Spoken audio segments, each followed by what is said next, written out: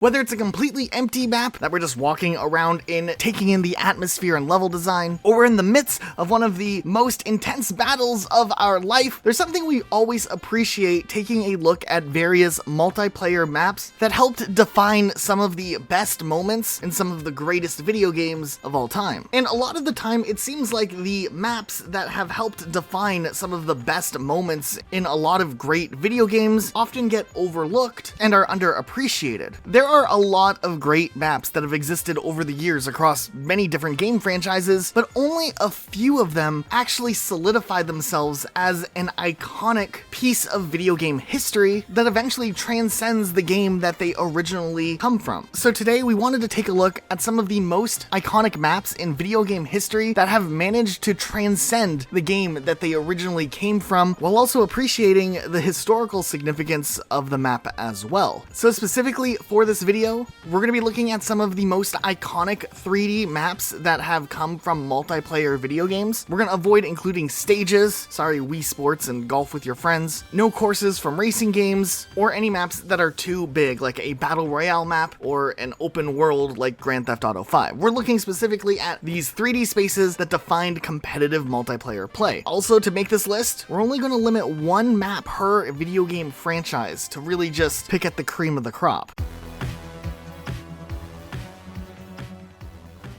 Here at Rocket Sloth, we do a ton of content on Halo. Subscribe if you're not already. And the number one map that often is associated with Halo, whether it was mainstream media or just a map that was influential across all of Halo moving forward, definitely would be Blood Gulch. Interestingly enough, this map actually dates all the way back to the game's earliest roots, when the genre was a lot less narrowed down and refined, and the game still was likely to implement some RTS elements, which is what the game was originally developed as. However, over the course of the development for Halo Combat Evolved, the game was overhauled and refined and turned into the first-person shooter that we know. And in an interview, Jamie Griesemer, one of the designers of Halo Combat Evolved, actually stated that during the development of Halo, there was discussion as to whether or not they were going to cut the Scorpion tank out of the video game altogether, as it was barely used in the campaign. And in a sense, Blood Gulch was created to test out what gameplay could be played like with the tank beyond just the one level that it was set to be in. As it turned out, having this big open map with a tank in it ended up being really popular amongst the developers who were testing out the game, and from there, Blood Gulch would end up being born. Matter of fact, Blood Gulch ended up having a bigger impact on Halo across the board, as this map alone ended up being the reason that the sniper rifle was given a scope so that players could shoot at each other from the opposite side bases. And when Halo Combat Evolved came out, this was the map that became a pop culture icon surrounding Halo for its time. Back in 2001, there wasn't online gaming on the Xbox. Players had to take their Xbox and a TV over to their friend's house, and they could connect through LAN and play that way. And so many LAN parties became a thing where people would play Halo together. And the fact that this game already had 4-player split screen that could be extended with more Xboxes and more TVs up to 16 players was a big deal, and Blood Gulch was the map to accommodate all of those players. Fans spent hours upon hours playing games like Capture the Flag with their buddies, sniping each other from across the map, defending their base with a shotgun, whatever it took, and Blood Gulch definitely solidified itself as a big deal. But then the popularity around Blood Gulch grew even more when a popular web series, Red vs. Blue, was born, which in its own right became a massive hit that in a way grew to audiences beyond just Halo fans. And it all started right here in Blood Gulch. Blood Gulch over the years would see new iterations in later Halo games. In Halo 2, which had Xbox Live capabilities, it was remade as the map Coagulation. And now if you didn't even have access to LAN parties, you could still connect online and play on this awesome map. It was also a really big deal in Halo Combat Evolved PC and Halo 2 Vista on the PC. In other Halo games like Halo 3, maps would be inspired heavily by the design used on Blood Gulch, and in Halo Reach, Blood Gulch was used as one of the core designs for the overall Forge world, and it was used as a multiplayer map called Hemorrhage, and Blood Gulch would return again in Halo 2 Anniversary as Bloodline. And then even beyond Halo, Blood Gulch still continued to live on, appearing in a Minecraft Halo crossover pack, and more recently it even showed up in Fortnite. GoldenEye, which is kind of awesome. Now, fans have gone and remade this map in a ton of other places like Counter-Strike and Roblox, so it's no real surprise why this map is one of the most iconic maps of all time. Also, Lockout from Halo 2 does get an honorable mention, as it had a lot of the same popularity that Blood Gulch had, but it was more for smaller, close-quarter 1v1 type games. But honestly, there's no competing with Blood Gulch here. So while we know Blood Gulch is a contender for one of the best and most iconic maps of all time, there's a lot of other maps that also hit this same classification that Blood Gulch is known for. For instance, we could just look at the Call of Duty franchise, which has had hundreds of maps over the years, and see that there's a lot of maps over there that also have this iconic status. Right away, maps like Modern Warfare 2's Rust or Terminal come to mind. I mean, COD 4 had Shipment and Crash, but I don't think any of these maps quite had reached the same level of just mass popularity that Call of Duty Black Ops 1's Nuketown had when it originally released. As it turns out, Nuketown started out as just a test map by level designer Adam Hogat, which was just a small map that he put together in 2 days, but very quickly it became a fan favorite by the developers at Treyarch, and David Vonderhaar even went as far as to say that the map was heavily inspired by Indiana Jones and the Kingdom of the Crystal Skull, which came out in 2008, where the iconic refrigerator scene comes from. And with Call of Duty Black Ops being set in the Cold War, it just seemed like a really fitting location for a multiplayer map to come out alongside Call of Duty Black Ops, being the popular small map of the Call of Duty game, something that every Call of Duty game was known for having. Now, this map was super interesting because in the Black Ops days, it was this perfect map of close quarters action that was constantly accessible, but it still spaced things out a little bit more so that you had a minute to go at a slower pace if that's what you chose to do, unlike other small maps in Call of Duty history like Shipment from Call of Duty 4. Not to say that people didn't get extremely good at spawn killing on any small map, but Nuketown was really special because it was just this high octane action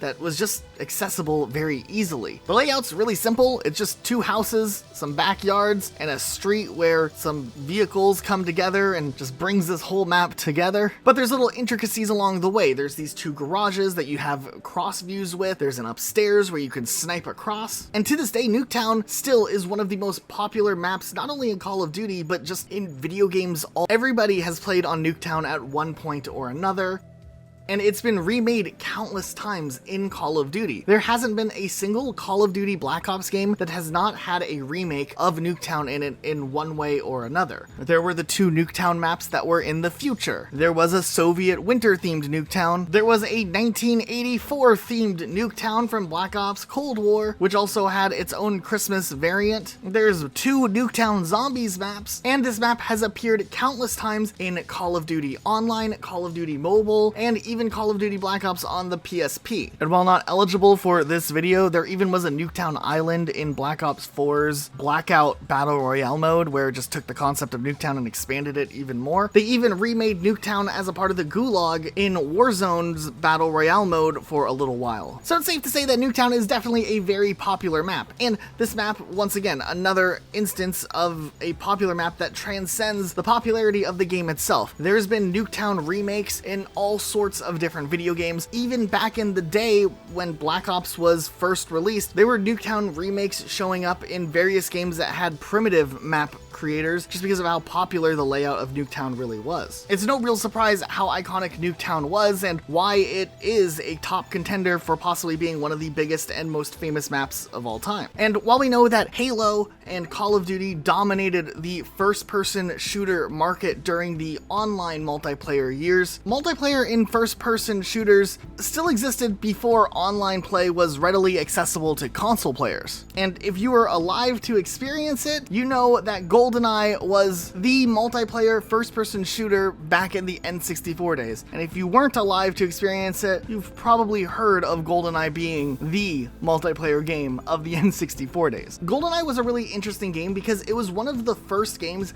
that really nailed the possibility of a first-person shooter game, which was already popular in the forms of Doom and Quake, working in an arena multiplayer setting split screen locally. This was a really big deal at its time, and the Nintendo 64 came with 4 controller slots. So all of a sudden, it wasn't just restricted to 1 or 2 players 1v1ing each other, it was all-out war on some of these maps. And GoldenEye had a very popular reputation for its time, being one of the best-selling Nintendo 64 games of all time, with 8 million units sold. And yes, looking back at it now, it looks very primitive, but the gameplay was fun, it was high action, and it was really easy just to pick up and play. And of course, like with any competitive multiplayer game, there's always going to be fan favorite maps, and back in the day, Facility was that map. Now what's really interesting about GoldenEye is that the whole multiplayer side of the game was developed in just a few weeks, but the level Facility is based off of the second campaign level of GoldenEye, which obviously is based off of the movie GoldenEye, which released 2 years before the video game came out. And one thing I've always loved about GoldenEye is how Rare was able to take the set pieces that maybe only had very short or a few scenes in the actual movie and expand on these ideas to develop these 3D rooms that we could go through and explore high action gameplay that you know GoldenEye for. Like in the movie, for example, James Bond has the vents and he drops down into the bathroom and then he goes down these stairs, and that was all it took for them to create this campaign level where Bond does exactly that. And the multiplayer side of Facility is pretty much that. It is this round map that has a couple of odds and ends with this hallway, some staircases for unique verticality, and of course the bathroom with the vents that you can crawl up and hide in. And since this map was based off of a campaign mission that was placed so early in the game, it became a fan favorite because it was easily identifiable, and if you played the campaign, you knew your way around the multiplayer map already, which obviously contributed to this map being a fan favorite. Remember, GoldenEye walked so that games like Halo and Call of Duty later on could run. If it wasn't for this game, the FPS landscape would have taken a lot longer to get to where it is today. And after GoldenEye's surprising explosion in popularity, when it came down to renewing the rights for James Bond in video games, Rare ended up getting severely outbid by EA. So, not being able to work on the next James Bond game, Rare began work on a spiritual successor, Perfect Dark. Perfect Dark is one of my favorite Nintendo 64 games, and it ended up using an upgraded engine of the GoldenEye engine. It shared a lot of similarities to GoldenEye in gameplay, but had a lot of enhancements as far as sound design and graphical quality. Now, Perfect Dark would also see Facility brought back into the multiplayer mode just because of how iconic and popular it was with GoldenEye, this time around being called Felicity, but it's the same layout as Facility.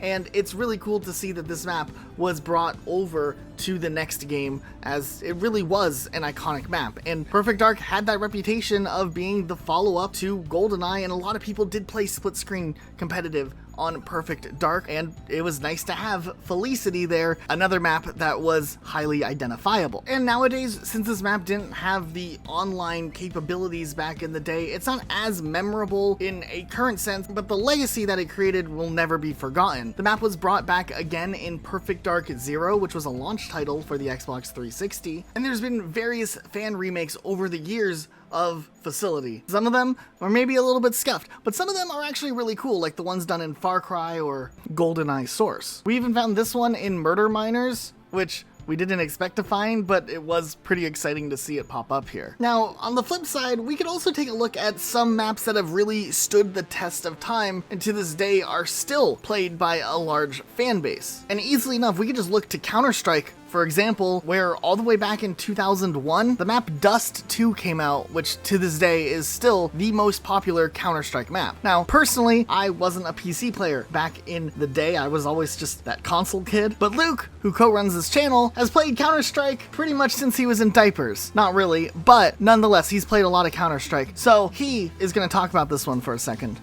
Go ahead and take it away, Luke. Here's a microphone.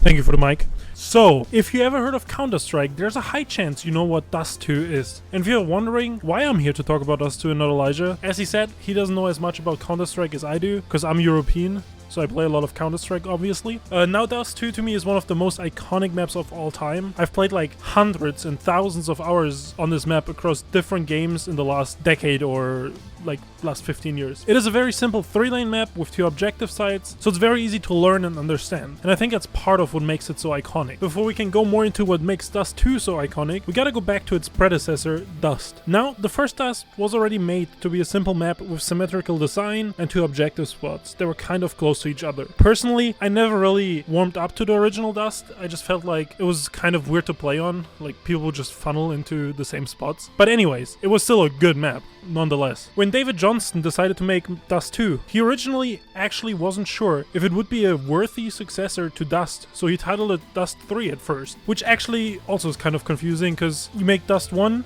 and then you call it the next one Dust 3. I don't get the sense behind that, but I digress. During development, they changed their mind and named it Dust 2. So one of the most popular maps in Counter-Strike history was born, and I would say it's a very worthy successor. Dust 2 has been in every release of Counter-Strike. Now, when I say it's been in every release, it actually has been mostly unchanged over the years, at least for official Counter-Strike releases. Besides some boxes, doors, or maybe like a sideline being realigned, nothing much changed of the actual layout of the map. Obviously, graphics-wise, the map got a lot of changes over the years. Beginning all the way back when Condition Zero came out, there was like a slight graphical overhaul. Obviously, it wasn't as major as back when they overhauled Dust 2 for Counter-Strike Global Offensive, which probably was the biggest change in the map's history. But at the end of the day, if you played Dust 2 in Counter-Strike 1.6, you will also be familiar with Dust 2 in CSGO in 2022. The map has always been iconic to me and will always be iconic to me. And that is all I have to say about Dust 2. Also in our notes here for maps that we wanted to talk about, something called Summoner's Rift from League of Legends is in here. I don't know what it means. I mean, I know what League of Legends is, I think, but this is definitely something Luke put in here, so I'm just gonna let Luke talk about it and why it's important. Also, quick mention of Summoner's Rift. Obviously, it's a multiplayer map, and it's not an FPS map, but it's very competitive, and I think it has defined a genre over the years. Obviously, there's the original Summoner's Rift and then the reworked one, but they're both similar enough where, like, you know, it's like Dust 2 in 1.6 and Dust 2 in CSGO. They're very, very much the same, and they feel the same. Obviously, there has been huge changes over the years, but you can still see the basic layout. And while I think League of Legends is one of the biggest games, I do think it is not as iconic as some other ones on our list, because it almost seems like more niche of a genre, which obviously console players can never really experience the MOBA genre properly in the same way that PC players can. I think at this point in the video, we've really captured a lot of the highest and top contenders for what is the most famous and iconic multiplayer map, but there's still more maps that have existed from various franchises that are definitely up there, but not quite exceeding some of the ones we've looked at so far. Now, early in the video, we talked about Call of Duty, and obviously, besides Call of Duty and Halo, there was always one third shooter kind of in the ring, and that was Battlefield. Now, Battlefield had a lot of memorable maps. I personally love Operation Metro, probably my all-time favorite Battlefield map, but I do have to say, Wake Island is probably the most iconic Battlefield map. It was in the original Battlefield, it was in Battlefield 2, it was in 2142, it was in Heroes, it was in Online, it was in 1943, it was in Battlefield 3, it was in Battlefield 5, so it has been in majority of Battlefield games over the years. And also there's a good chance in 2042 the map will return if that game ever gets fixed or updated, if they don't just, you know, abandon it, which is likely. It is actually based on a real island in the Pacific that, you know, there was some stuff going on during World War II. The map itself is a U-shape, like the real island. It actually plays kind of interesting because of it. Basically, you can be on one side and you can see straight across the other side because of the U-shape. And because of that, it almost feels kind of unique. Not a lot of maps do that. But I would say this is probably the most iconic Battlefield map. I mean, there might be debate with other ones, but I think Wake Island takes the number one spot. And then another franchise neither me or Elijah had much experience with, just a little bit over the years, and that is Team Fortress 2. Obviously, hugely popular game. To this day, one of the most dedicated communities out there. So I can definitely appreciate Team Fortress 2 and its community, and that's why I think at least it should have its own entry on this list. And I think the map that is the most iconic and most notable map from Team Fortress 2 is 2 Fort. The few times I've actually played Team Fortress 2 were on that map, and I think it is still popular to this day. Someone correct me if I'm wrong, but I'm pretty sure 2 Fort is the iconic Team Fortress 2 map. I really wanted to convince Luke to let me talk about Roblox Prison Escape, just because it does have its own icon status in its own way. I mean, it's the game on the front cover. They've remade it in other games. It's a prison that you escape in. There's a music video with Imagine Dragons in it on YouTube or something. Luke said it really shouldn't count, so I'm just gonna give it the little honorable mention here. Also, while I wasn't ever big on PC games, the one game I did play a lot of the times when I played Gary's mod was this office map for like Prop Hunt, which apparently is a Counter-Strike map, and I didn't even know that, but I feel like a lot of people know this map, and it was worth mentioning. And since I grew up as a PC gamer, I obviously played a lot of Source games over the years. And one Source game that I played a lot was Gary's mod. And obviously Gary's mod is more a map maker than it is an actual multiplayer game, or, you know, it's almost like a better version of Forge. Nonetheless, I think just the default map with the little building on the side and like all the green opening and then it's restricted by some walls, I think that map is absolutely iconic, and if anyone sees that, they immediately know it is Gary's mod, and therefore I think it belongs on this list. Or at least it should be thrown into the debate for most iconic map of all time. Okay, but now there's a couple more maps that we really do need to dive into that are really big deals. Okay, now I need everyone to close their eyes for a second and just tell me what comes to your mind when you hear this.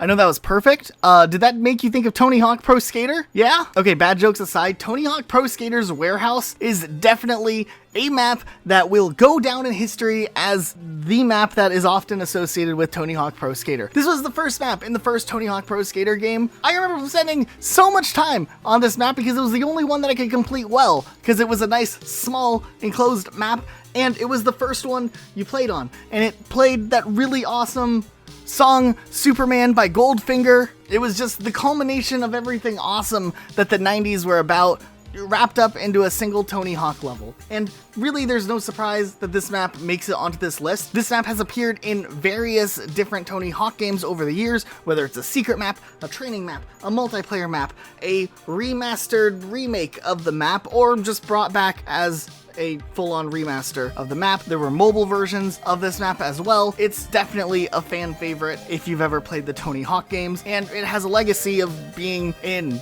a ton of different titles, not just the first game it was introduced in. Now, interestingly enough, unlike a lot of the locations in the Tony Hawk games, it didn't have a real world location that it was based off of. However, in-game it says that it's located in Woodland Hills, which is where Neversoft, the developers of this game's headquarters, were located. This location would be updated in different games to say Albany, which is where Vicarious Visions headquarters were located, and it is just kind of a really subtle nod putting this in a location where the developers worked so hard on this game. Okay, we talked about a lot of the biggest first-person shooters of all time. We looked at Halo, Call of Duty, Perfect Dark, and GoldenEye, but we can't really have a definitive list if we don't at least talk about Quake, which is something that Luke is going to talk about. No, personally, I've not played much of the original arena shooters like Quake or Unreal Tournament, but even I know there's 2 iconic maps from these franchises. In Quake, The Longest Yard, which I think is the map that seems most noticeable from the Quake franchise, and then you got Facing Worlds from Unreal Tournament, which also is a very interesting map and iconic, and those are basically the only 2 maps I really know of these franchises, and I would say they're probably the most iconic ones from